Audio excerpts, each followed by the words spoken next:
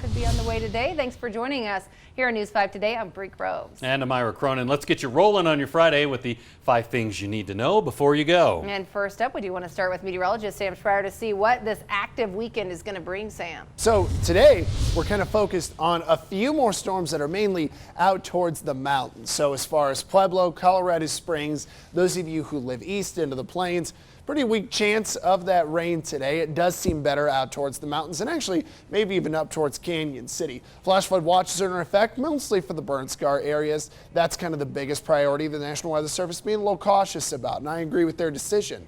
60s up and down the interstate, 66 into Canyon City. Does look like we'll be a little bit warmer, at least through the morning here out towards La Junta and Lamar.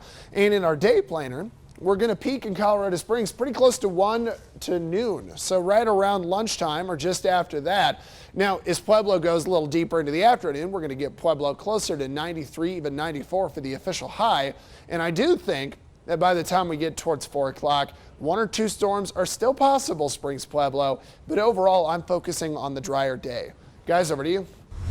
We do have new details this morning as Springs police are working overnight to piece together reports of a carjacking and home invasion on the northwest side of town. Now, this all started a little after 7 last night with a report of a crash near I-25 in Woodman.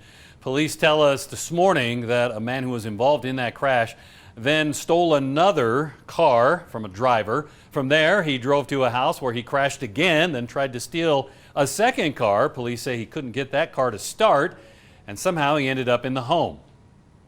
When he went inside the home, the female homeowner was out on the deck, and she saw him trying to start the car and said something to him. He came running up the steps. She got injured in a little scuffle. She went to the hospital, and then the homeowner inside, I don't know that he's hurt. He did not go to the hospital, but he got in a physical scuffle with him too.